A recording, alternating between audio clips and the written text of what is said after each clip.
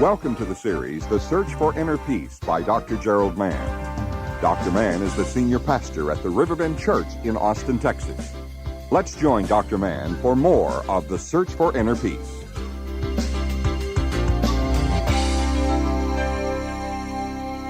If you've been here for the last few Sundays, I'm doing a series of sermons called The Things That Make for Peace. Jesus looked over Jerusalem and wept the last day of his life, and he said, "Oh, Jerusalem, if you only knew the things that make for peace." So we search for inner peace. And today, we're going to talk about one of the things that brings inner peace, which is how to achieve intimate, long-lasting relationships with other people. I want to read two passages of Scripture, two verses, one from Genesis 2, one from Ephesians 4. God has brought the first man and the first woman together, and he says, "This is why a man leaves his father and mother and becomes one with his wife. And the two of you shall become as one flesh. And the man and the woman were naked, but they were not ashamed." And then in Ephesians 4, Paul is talking to the Ephesians about what happens when Christ comes into a person's life and gives us a new life. And at the end of this long description, he says to the new Christians, "Be angry, but sin not, and don't let the sun set on your anger." The things that make for peace. We're going to talk about how do you stay in love. We preachers are always using superlatives. Something is always the best, the worst, the deepest, the farthest. But I'm going to use a superlative this morning, okay? Because I believe that preaching is calling people to do something great. I want to talk about what I believe is the deepest hunger of the human soul. It's a hunger for what people call at oneness with another. The hunger for intimacy, the hunger to be reunited in personal relationships with God and with other people. That is the bedrock need of the human soul. We call that intimacy. The Greeks had a myth in which they said that the first human was created as neither male nor female, but a perfect blend of both, and that some of the gods got jealous and they split the androgyne into male and female, and that's why we're all so weird. We have this hunger to be reunited, and when we fall in love, that's what happens. We have this momentary gush of reunion. Genesis calls it becoming one flesh. The two shall become as one person. So they're no longer two people, but one person. Our deepest need is intimacy. And there's that strong symbolism in Genesis which says the man and the woman were naked and unashamed. They were fully exposed and they were not afraid. Intimacy is to be fully known and fully safe. A friend is somebody who knows you as you are, warts, pimples, and all, and loves you as you are. And if you have as many as 5 of those, you're a wealthy person. Marriage that works is marriage built on intimacy. All relationships, parents and children, to be naked, to be fully exposed and unashamed. Now, I'm not going to talk about that because there's a lot of talk about that. I'm going to talk this morning about what I think is the number one enemy of that relationship. I call it unresolved anger. We talk a lot about falling into love. We don't talk much about staying in love. I think the most difficult thing about staying in love and maintaining intimacy is to deal with unresolved anger. I think it's the number one destroyer of intimacy. How do you deal with unresolved anger? Nobody ever taught me that. Lois and I have been working on that for 40 years. And what I'm going to share with you this morning is from a whole bunch of different sources, but mainly from trial and error. Okay? And we're still working on it. Some very practical stuff. There's not going to be some philosophical, psychological jargon. This is going to be some real practical things that we've done to dissolve anger. First, we had to face realistically some facts about anger. Fact number one is that anger is normal and unavoidable. I grew up thinking that to be angry was to be bad. I was told as a child, don't be angry. Anybody else in here told that? Don't be angry. Anybody in here ever told your child, don't be angry? It's like telling them not to breathe. Anger is normal. It's a God-given early warning system that we're in trouble. When we're in danger, we get angry. When we're about to lose something we need, we defend it. We hold on to it. It's a frustration that's born out of something being threatened. Anger is God's way of telling us that we're about to lose something that's dear to us. And you can't avoid being angry. So to tell people that it's abnormal or sinful is something you have to get out of your head. That's the fact number one. Fact number two is that the two most popular ways we use to handle anger simply won't work. Number one way is to swallow it. We were taught to swallow anger. There's a problem with that. Anger is indigestible. It cannot be swallowed and digested in the human psyche. You're either going to regurgitate it in rage, and by the way, there's a difference between anger and rage. I talk to people on two extremes quite often, and I say, how do you handle your anger? And some get this pietistic look and say, oh, well, Jesus is in our hearts, and we just don't get angry. Bull. The other extreme, though, equates anger with rage. I just tear something up. I just let it boil till it explodes and rah. Well, that's not anger, that's rage. And swallowing anger won't work. It'll come out as rage, or you'll transfer it. I remember when I first got out of seminary, had this nice church, and I was young Dr. Mann. The place was full 3 times. Wow. And I'd preached this sermon one Sunday, and we were in the car going home, and our little daughter, about 6 years old, was in the back seat. And we were going to have lunch, and my daughter said, Daddy, can I have somebody over to play today? I said, no, shut up. Well, I never talked to her that way. She was my number one buddy. When I talked to her gruffly like that, she would break down in tears. A little bit later, I heard her whimpering in the back seat, and then I heard her whisper to her mother, what's wrong with Daddy? And Lois very calmly looked over the back seat at Stacy and then looked at me and said, well, Stacy, your dad's sermon stunk this morning. He did not prepare for it. He went out and played golf instead. He was unprepared. It was a boring sermon. He knows it. The people know it. God knows it. And you and I are just going to have to catch hell for it the rest of the week. Transference. And we usually transfer to people who won't strike back. We can get away with it. You don't transfer your anger toward your boss, but somebody who won't strike back. Some people get sick when they swallow anger. I mean, that's a proven fact. You can read it, and it's been documented. People get sick.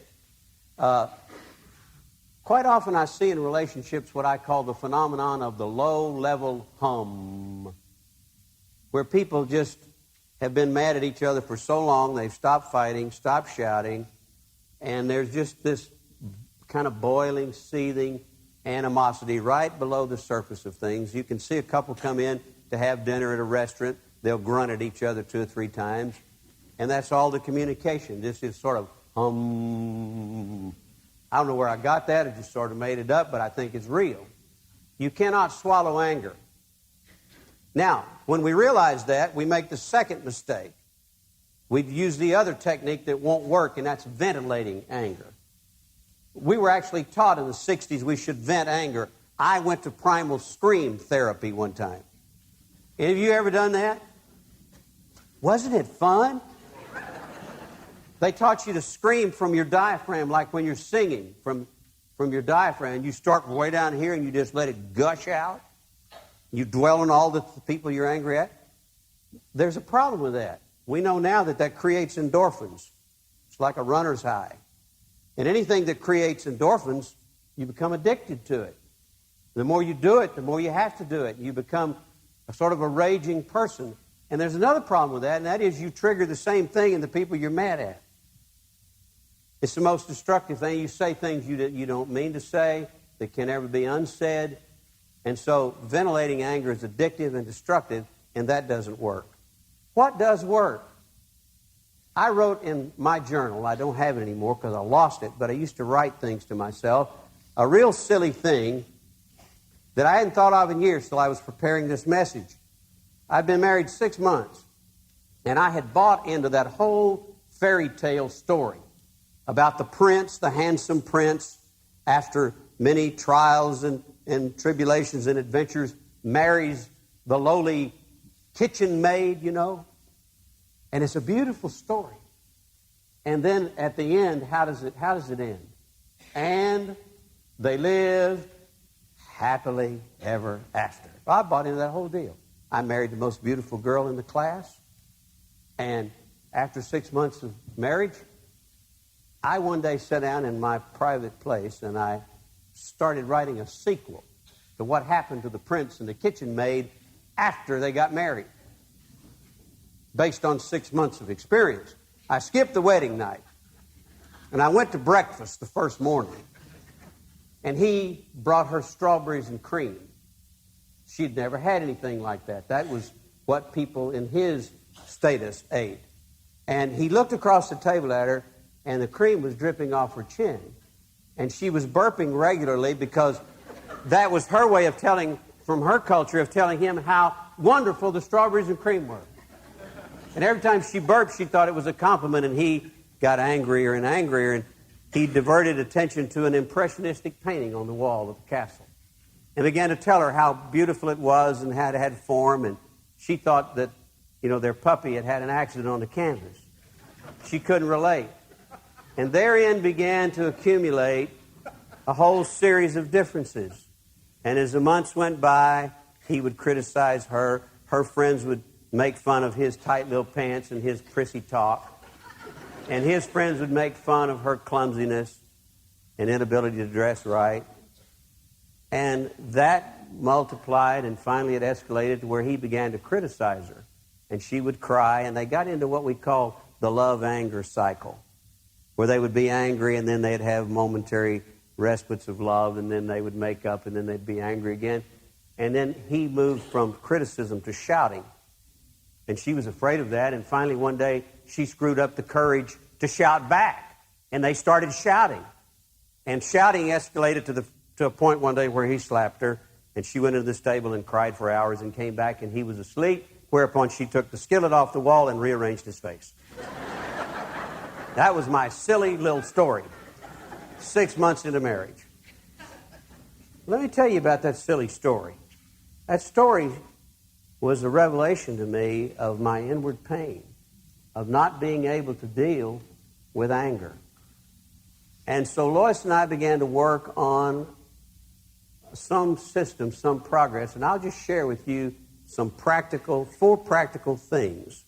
And I'll use the acronym PRAC, practical. That helps me remember it, too. First, P stands for permission. It was a wonderful day when we gave each other permission to say, I am angry, and to say it the moment we felt it. Early detection is everything. It's wonderful when you can say, well, I'm angry. And I can say I'm angry without threat of being counterattacked. We made an agreement.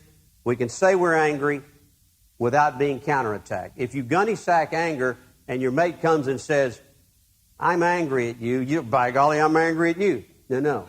We gave each other permission without attack to say I'm angry the moment we felt it. And this does an amazing thing. It stops it from escalating. It nips it in the bud.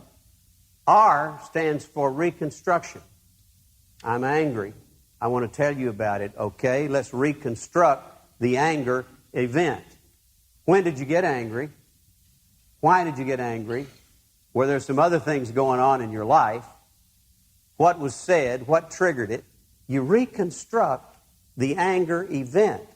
We found out that about 90% of the time, something was misstated. We said something we didn't mean to sound like it did, or it was misheard. There was a break in the communication. And most of the time, we discovered that we had no reason to be angry at all. We reconstructed the anger event. A stands for alliance.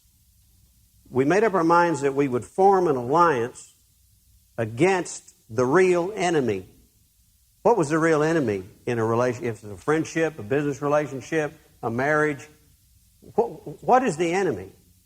We were not enemies. What's the enemy? Anger's the enemy. So we decided to form an alliance against... Let me show you how that works. I'm angry at you. I'm not going to attack. You're not going to attack me. We reconstruct the anger event. I need your help. Now, you're talking to the person you're angry at. I need your help to help me dissolve the anger. Something magical happens when you do that. It's like the sun evaporating the mist in the morning. The anger just dissolves and goes away. Permission, reconstruction, alliance. You see, when you form an alliance against the anger, both of you are on the same side. And that's what dissolves anger. Now, the last letter, C, you would expect me to say. But I'm not going to say it because I'm a minister. I'm a minister because I'm going to say it. C stands for Christ. All this stuff I've been telling you about dissolving anger won't work unless you have a power that comes to live in you that's beyond your capacities. Whenever I'm driven by anger, that's Gerald Mann. Whenever I'm driven by permission and reconstruction and alliance, I'm driven by the Spirit of Christ. That's what Paul was saying in Ephesians 4.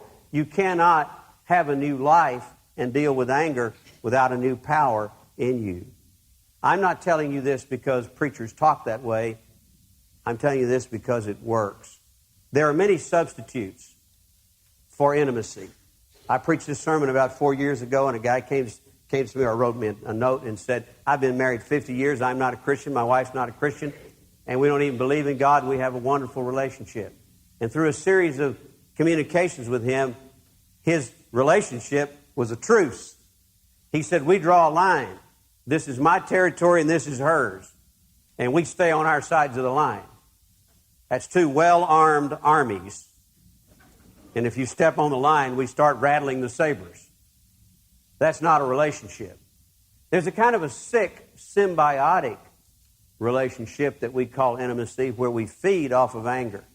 Have you ever listened to people just constantly gouge at each other and tear each other? Have you ever seen the movie or read the book by Edward Albee, the play, Who's Afraid of Virginia Woolf?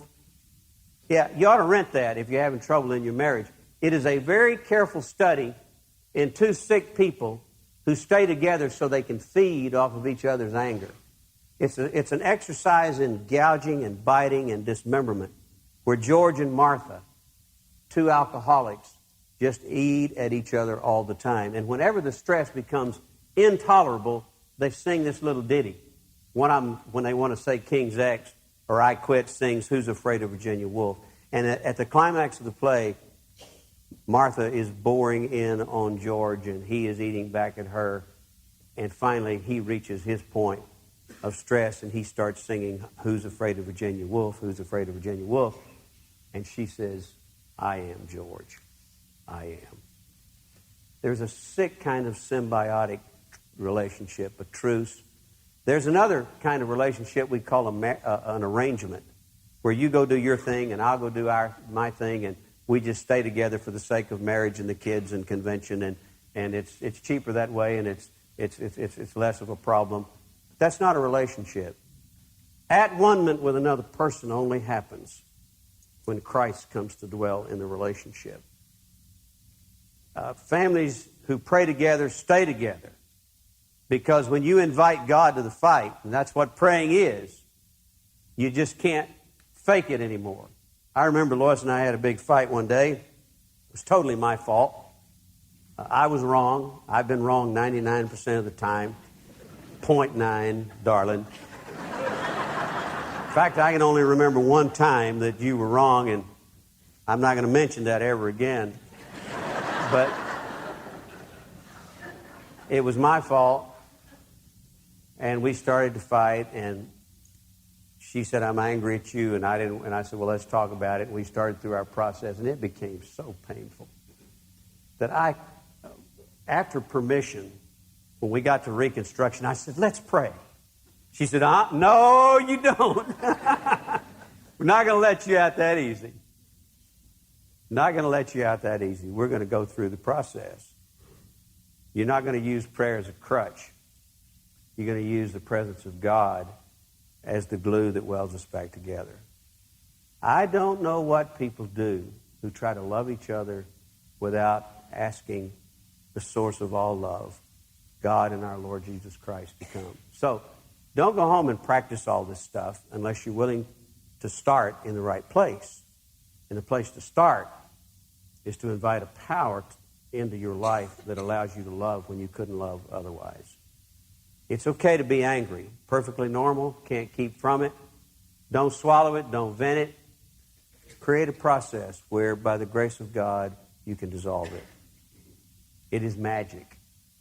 It is why God created us. Thank you for joining us for the series, The Search for Inner Peace.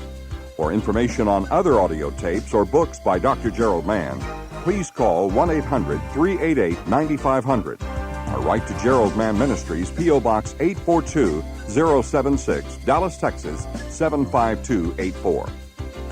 You can now select the next tape in this series from Dr. Gerald Mann.